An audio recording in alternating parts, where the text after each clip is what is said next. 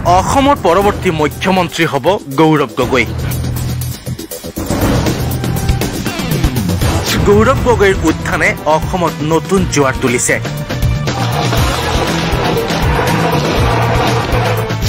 ৰাইজে মুখ্যমন্ত্ৰী হিচাপে বিচাৰে গৌৰৱ গগৈক। অসম প্ৰদেশ কংগ্ৰেছৰ সভাপতি পদত সাংসদ গৌৰৱ গগৈ অধিষ্ঠিত হোৱাৰ পাছতে যেন সমগ্ৰ অসমবাসীৰ মুখত নতুন হাঁহি বিৰিঙাইছে। আহিবলগীয়া ২৬ৰ নিৰ্বাচনত অসমে মুখ্যমন্ত্ৰীৰ মুখ হিচাপে বাছি ল'ব সাংসদ গৌৰৱ গগৈক।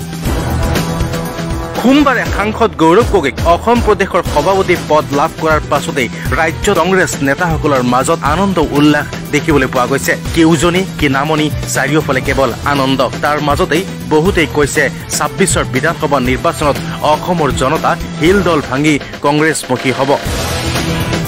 গৌৰৱ গগৈক আগন্তুক বিধানসভা নিৰ্বাচনত অসমৰ মুখ্যমন্ত্ৰী হিচাপে বিচাৰে ৰাইজে। সেয়া প্ৰদেশ কংগ্ৰেছৰ সভাপতি হিচাপে দায়িত্ব অৰ্পণ কৰিছে সাংসদ গৌৰৱ গগৈয়ে। এই মন্তব্য কৰে চৰাইদেউ জিলা কংগ্ৰেছৰ সভাপতি উৎপল গগৈয়ে। অতি আনন্দিত হৈছোঁ যে যোৱাকালি ভাৰতীয় জাতীয় কংগ্ৰেছে AICCয়ে গৌৰৱ গগৈক দলৰ অসম প্ৰদেশ কংগ্ৰেছ কমিটিৰ সন্মানীয় সভাপতি হিচাপে নিয়োগ কৰাত অসমৰ নহয় বিভিন্ন ৰাজ্যৰো আমি বাৰ্তা শুনিবলৈ পাইছোঁ যে অসমৰ বিভিন্নজনে উঠি অহা নতুন প্ৰজন্মই বিশেষকৈ যেনেধৰণে ভাল পাইছে বা এটা ভাল কাম কংগ্ৰেছে সিদ্ধান্ত লৈছে বুলি যি সকলোৱে মত প্ৰকাশ কৰিছে, ই আমাৰ কাৰণে বৰ আনন্দৰ বিষয় হৈছে। গতিকে আমি আশা কৰিছোঁ যে গৌৰৱ গগৈ নেতৃত্বত ২৬ত চৰকাৰ হ'ব। আপোনালোকে ভাবিব যে গৌৰৱ গগৈ নেতৃত্বত চৰকাৰ হ'ব বুলি পোনছাতে কেনেকৈ ক'ব পাৰিলে। আমি এইকাৰণেই ক'ব পাৰিছোঁ, যোৱা 10টা বছৰ, এবছৰ, প্ৰায় 12টা বছৰ গৌৰৱ গগৈৰ আমি তেখেতৰ কৰ্মখিনি ওচৰৰ পৰা চাবলৈ সক্ষম হৈছোঁ। অসমত এজনেই হয়তো নেতা আছে যিজনে ৰাজনীতিৰ যি পাক চক্ৰ, ৰাজনীতিক মাৰ্কেটিঙলৈ পৰ্যবেক্ষিত কৰা এই ৰাজনীতিৰ দালালখিনিৰ পৰা তেওঁ সদায় আঁতৰত। মূল্যবোধৰ ৰাজনীতি কৰা যদি ৰাজনৈতিক নেতা আছে এজনেই, সেইজনে হৈছে গৌৰৱ গগৈ ডাঙৰীয়া।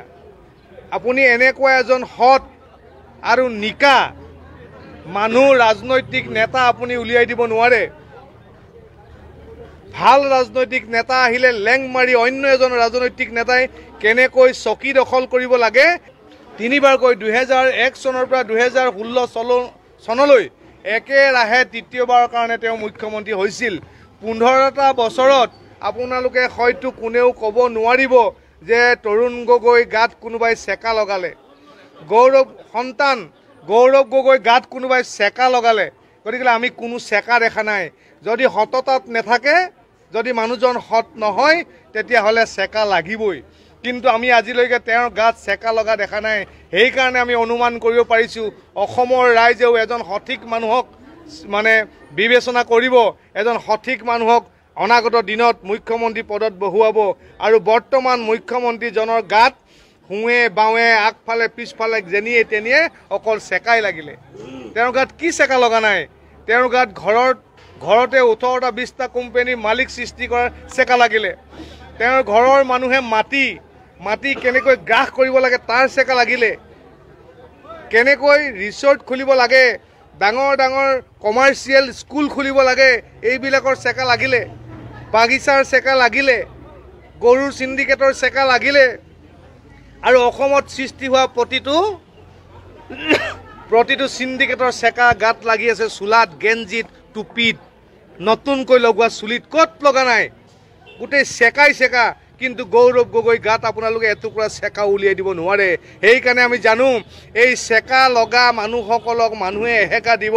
আৰু অহা ২৬ চনত গৌৰৱ গগৈ ডাঙৰীয়াক আমি সকলোৱে এজন সৎ আৰু নিকা এজন বলিষ্ঠ মুখ্যমন্ত্ৰী পাবৰ কাৰণে আমি সক্ষম হ'ম বুলি চৰাইদেউ জিলা কংগ্ৰেছ কমিটিৰ তৰফৰ পৰা আমি আশা কৰিছোঁ। আহ্বান জনাইছোঁ মেডিয়াক, আমি আহ্বান জনাইছোঁ দেশৰ জনগণক, আমি আহ্বান জনাইছোঁ দেশৰ দুখীয়া নিচলা প্ৰকৃতাৰ্থত অসমক ভাল পোৱা এই জনগণক যে আমি সৎ আৰু নিকা যদি মানুহ বিচাৰিব লাগে, আমি যদি দেশত আমি দুৰ্নীতি শেষ কৰিব লাগে, নাশ কৰিব লাগে, সিন্ডিকেট যদি আমি শেষ কৰিব লাগে, তেতিয়াহ'লে আমি গৌৰৱ গগৈক মুখ্যমন্ত্ৰী বনাব লাগিব, নহ'লে অসম উন্নতি হোৱাৰ আৰু কোনো উপায় নাই। এই কথা আমি চৰাইদেউ জিলা কংগ্ৰেছৰ তৰফৰ পৰা। ৰিপুন বৰাই 4টামান বহুত আচৰিত কথা কৈছে। এটা কৈছে যে গৌৰৱ গগৈৰ পৰিয়ালত 4জন মানুহ, তাৰে 3জনেই ভাৰতীয় নহয়। প্ৰথম তেওঁ সেইটো কৈছে, কিন্তু নহয় বুলি ক'লে নহ'ব, নোহোৱাৰ প্ৰক্ৰিয়াটো মই ক'ম 10 তাৰিখে। তেওঁ প্ৰথম কি ক'লে যে গৌৰৱ গগৈ ল'ৰা ছোৱালী 2টা, ঘৈণীয়েক, 4জনৰ এটা পৰিয়াল, তাত 3জনেই ভাৰতীয় নহয়। গতিকে গৌৰৱ গগৈ MP হিচাপে এতিয়া ভাৰতৰ কাৰণে কাম কৰি আছে নে কাৰ কাৰণে কাম কৰি আছে? 2 নম্বৰ ক'লে গৌৰৱ গগৈৰ পত্নীয়ে পাকিস্তানৰ পৰা দৰমহা লৈছিল, চৰকাৰৰ পৰা। মই কিন্তু কৈছিলোঁ পাকিস্তান NGOৰ পৰা দৰমহা লৈছিলে। তেওঁ অভিযোগটো আৰু অধিক গুৰুতৰ কৰি দিলে। মোৰ যিটো খবৰ আছিল যে পাকিস্তানৰ এটা NGOৰ পৰা টকা লৈছিলে, যিটোৰ সম্পৰ্ক ISIৰ লগত আছে। কিন্তু ৰিপুন বৰাই কালি কৈ দিলে যে পাকিস্তান চৰকাৰৰ পৰা টকা লৈছিলে। সেইটো মোৰো নলেজত নাছিলে। গতিকে তেওঁ গোটেই বস্তুটো আৰু অধিক চিৰিয়াছ কৰি দিলে। যদি পাকিস্তান চৰকাৰৰ পৰা এটা NGOত কাম কৰা মানুহে দৰমহা লৈছিলে, তাৰমানে এইটো ডাইৰেক্টলিটো চোৰাংচোৱাই কৰিব লাগিব, নহ'লে চৰকাৰে কিয় প্ৰাইভেট মানুহক দৰমহা দিব? তেওঁ বিষয়টো আৰু চিৰিয়াছ কৰি দিলে। আৰু ইমানখিনি যদি কৈছিলে, থাৰ্ড পইণ্টটো কৈ দিব লাগিছিল গৌৰৱ গগৈ 15 দিন পাকিস্তানত কি কৰিছিলে বুলি। তাততো কাজিৰঙাও নাই, মানসো নাই। গতিকে লগত সেইটো কৈ দিলে লেঠাটো মৰিয়ে গ'লহেঁতেন। গতিকে কালি ৰিপুন বৰাৰ বক্তব্যখিনিয়ে প্ৰথম এইটো প্ৰমাণ কৰিলে যে তৰুণ গগৈৰ 2টা নাতিনীয়েকে ভাৰতীয় নহয়। আৰু মই যে কথাবোৰ মিছা কৈ থকা নাছিলোঁ, ৰিপুন বৰাই কালি এখন প্ৰেছ কনফাৰেন্স কৰি এইটোকে বুজালে যে মুখ্যমন্ত্ৰীৰ সকলো কথাই সঁচা, মুখ্যমন্ত্ৰীয়ে এটাও মিছা কথা কোৱা নাই, মোক এখন চাৰ্টিফিকেট দিলে। মোৰ মতেদি সেইখিনি প্ৰক্ৰিয়াৰ পিছত তেওঁৰ পত্নী ভাৰতত থাকিব নোৱাৰিব এটলিষ্ট, কাৰণ there will be specific charges on her. বাকীখিনিতো নৈতিক কথা, যে মোৰ ল'ৰা ছোৱালীক মই বিদেশী কৰিম নে স্বদেশী কৰিম, এইটো নৈতিক কথা, এইটো আইনৰ চকুত অপৰাধ হ'ব নোৱাৰে। কিন্তু অসমৰ ৰাইজে বুজি পাব যে এইটো পৰিয়ালত 4টা মানুহ, তাৰ 3টাই বিদেশী। এতিয়া বিদেশী নাগৰিকৰ কি কথা ক'ব, ঘৰতেই 3টা বিদেশী। গতিকে সেইটো মৰেল কথা। কিন্তু গৌৰৱ গগৈৰ পত্নীৰ ওপৰত there will be serious charge, আৰু গৌৰৱ গগৈৰ ওপৰত চিৰিয়াছ চাৰ্জ থাকিব, কাৰণ তেওঁ ৰাফেলকে ধৰি আটাইবোৰ চিক্ৰেট, যেনেকৈ এজন ISI মানুহক ট্ৰেইনিং দিলে, তেওঁ যিবোৰ কুৱেশ্যন আহি কৰিলেহেঁতেন, তেওঁ গোটেইবোৰ প্ৰশ্ন কৰিছিলে। সেইকাৰণে মই ভাবোঁ যে গৌৰৱ গগৈৰ ওপৰতো চেণ্ট্ৰেল এজেঞ্চিয়ে ইন ডেপ্থ ইনকুৱাৰী কৰিব। গতিকে 10 ছেপ্টেম্বৰত মই দিয়া কাগজ পত্ৰখিনিৰ পিছত বহুবোৰ নতুন কথা জানিব পাৰিব। আৰু ইমান দিনে অসমৰ মানুহে একাংশ মানুহে ভাবি আছিল যে মই এনেই কথাখিনি কৈ আছোঁ। এটা সকলোৰে মনত ধাৰণা আছিল যে হিমন্ত বিশ্ব শৰ্মাই এনেই কৈ আছে। যোৱাকালি ৰিপুন বৰাই প্ৰমাণ কৰি দিলে 3টা অভিযোগ আছিলে, 2টাটো তেওঁ মানিয়ে ল'লে, কিন্তু তাত আৰু অলপ পেজ আছে, সেই পেজখিনি 10 ছেপ্টেম্বৰত গম পাব। কিন্তু 2টাটো তেওঁ মানিয়ে ল'লে, আৰু এটা মই খবৰ দি দিম। আৰু মইতো ভাবোঁ অহা কেইটামান দিনত আপোনালোকৰ প্ৰেছাৰত গৌৰৱ গগৈ নিজেই কৈ দিব যে মই পাকিস্তানো যোৱাটো হয়। এটা প্ৰশ্ন আছে, তেওঁ কালি বাৰে বাৰে কৈ আছে নকআউট পাঞ্চৰ কথা কৈছে। নকআউট পাঞ্চ তেওঁ লাষ্ট এইবিলাক কথা কৈ লাভ নাই। পাকিস্তানৰ লগত নকআউট ফকআউট একো নহয়। পাকিস্তান মানে পাকিস্তান, তাতে আৰু এইবিলাক নকআউট ফকআউট কি আছে? আৰু এইবিলাক কথা কৈ পেলাই নিজক মই নাভাবোঁ আপোনালোকক কিবা বনাব পাৰে, কিন্তু অসমৰ মানুহক আৰু পাকিস্তানক লৈ কনভিন্স কৰিব নোৱাৰে। ইয়াতে আৰু সেইবিলাক নকআউট পাঞ্চ এইবিলাক তুলুঙা কৰি গৈ লাভ নাই। This is a serious issue. আৰু আপুনি বাকী চব ভাৰতৰ মানুহে মানি ল'ব। কোনোবাই ক'ৰবাত 2টা টকা খাইছে তাকো মানি ল'ব, ক'ৰবাত কোনোবাই কাৰোবাক বেয়া ব্যৱহাৰ কৰিছে সেইটো মানি ল'ব, কিন্তু পাকিস্তানীটো আৰু মানি ল'ব কোনেও নোৱাৰে। গতিকে ইয়াত এইবিলাক নকআউট ফকআউট এইবিলাক শব্দ ব্যৱহাৰ কৰি লাভ নাই। নিজৰ মোৰ ল'ৰা ছোৱালী 2টা বিদেশী, ৰিপুন বৰা কিয় ব্যৱহাৰ কৰিব লাগিছিল? নিজেই কৈ দিব লাগিছিল। গতিকে কিমান উইক মানুহ আপোনালোকে নিজেই চিন্তা কৰক।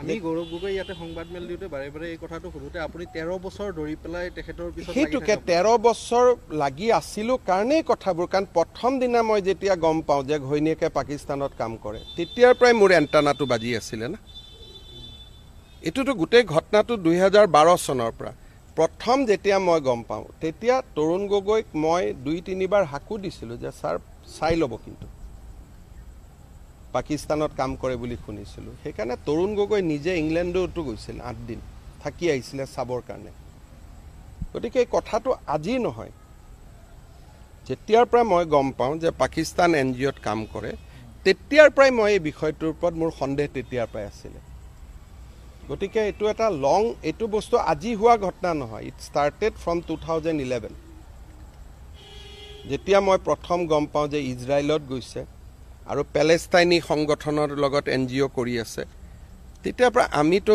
আজমলৰ লগত লাগি থাকিছিলোঁ তেতিয়া বা আমিতো এটা পৰম্পৰাত উঠা মানুহ তৰুণ গগৈও প্ৰথম অৱস্থাত তেওঁ এইবিলাকৰ বিৰুদ্ধে আছিলে গতিকে তেতিয়া মই তেওঁকো কৈছিলোঁ যে আপুনি একেটা চাই ল'ব এটা তেওঁ ছোৱালীও আমেৰিকাত থাকে আমেৰিকাত কি আছে সেইবিলাকতো আমি এদিনো প্ৰশ্ন কৰা নাই আমেৰিকাত ঘৰ আছে মাটি আছে কি আছে আমিতো ছোৱালীক লৈ এটাও প্ৰশ্ন কৰা নাই গতিকে এইটো বিদেশত থাকাটো নহয় ইস্যুটো হ'ল পাকিস্তান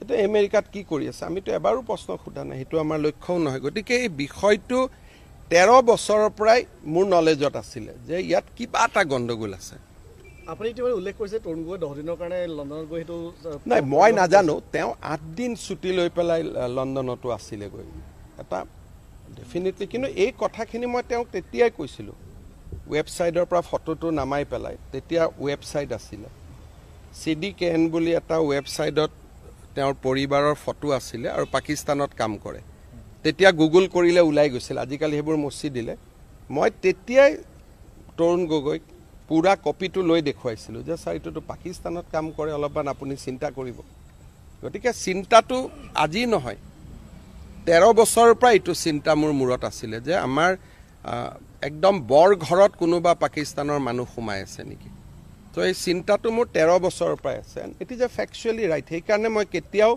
ল'ৰাজনৰ লগত ক্লোজ হ'ব চেষ্টা কৰা নাছিলোঁ সদায় মই এটা ডিষ্টেঞ্চ মেইনটেইন কৰি চলিছিলোঁ তৰুণ গগৈ ল'ৰা হয় কিন্তু মই নামাতিছিলোঁ মই দূৰে দূৰে থাকিছিলোঁ আৰু কেতিয়াও মই মনত এইটোও চিন্তা কৰা নাছিলোঁ যে মুখ্যমন্ত্ৰী ল'ৰা তেল নামাৰিলে মোৰ কিবা দিগদাৰ হ'ব সেইকাৰণে মোৰ লগত এখনো ফটো দেখা নাপায় ক'তো দেখা নাই মই সদায় দূৰত থাকিছিলোঁ কাৰণ যেতিয়াৰ পৰা মই বিয়া কৰাব পাকিস্তানত ঘৈণীয়েক ইজৰাইল পেলেষ্টাইনত গৈ থাকে চ' এইবিলাক চিন্তা মোৰ তেতিয়াৰ পৰাই মূৰত আছিল আৰু সেইকাৰণে মই কেতিয়াও আই নেভাৰ ব'থ ডাউন আৰু মই নিজৰ জেগাত নিজে থিয় হৈ আছোঁ